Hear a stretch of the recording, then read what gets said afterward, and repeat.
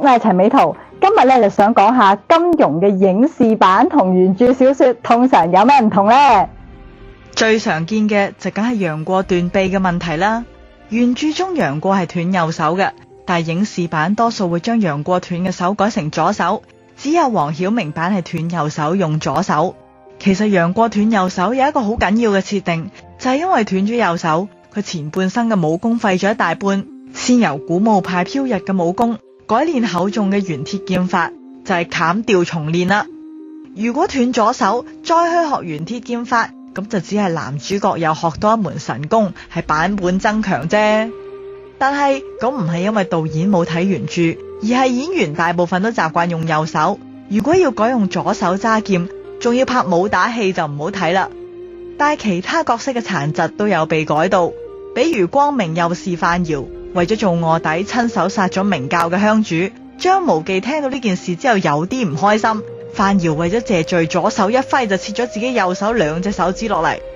金毛獅王謝遜人人都知佢盲嘅，但係其實佢仲斷埋手指喎。喺成昆殺佢全家嗰陣，佢就斷指立誓，有生一日絕不再相信任何人。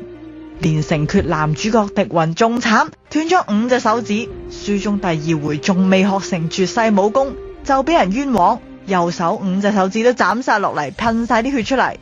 仲有天山童姥俾李秋水斬斷手指，再斬斷一隻腳，白光一閃，一聲慘呼就成地都係血，斷咗隻左腳啦。可能因為場面太血腥，當場斬腳，影視版好少拍出嚟。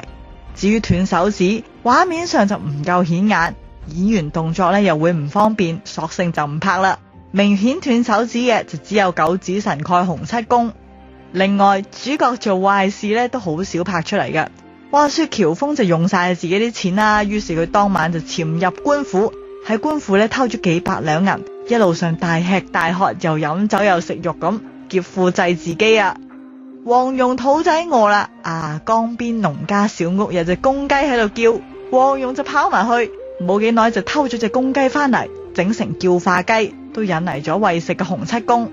咁武俠小說又唔係話唔可以偷嘢，唔可以打劫嘅，而係要士急從權，你要劫富濟貧救人哋條命維護武林和平先可以偷嘢，唔可以話你肚餓就偷雞，冇錢使就打劫政府，咁同做賊有乜分別呢？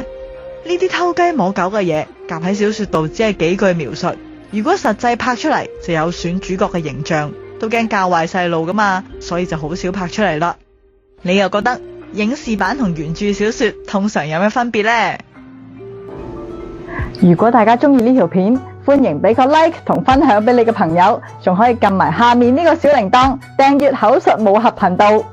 如果大家想留意更多我嘅生活趣事，仲可以 follow埋我嘅 Facebook 同 IG 㗎。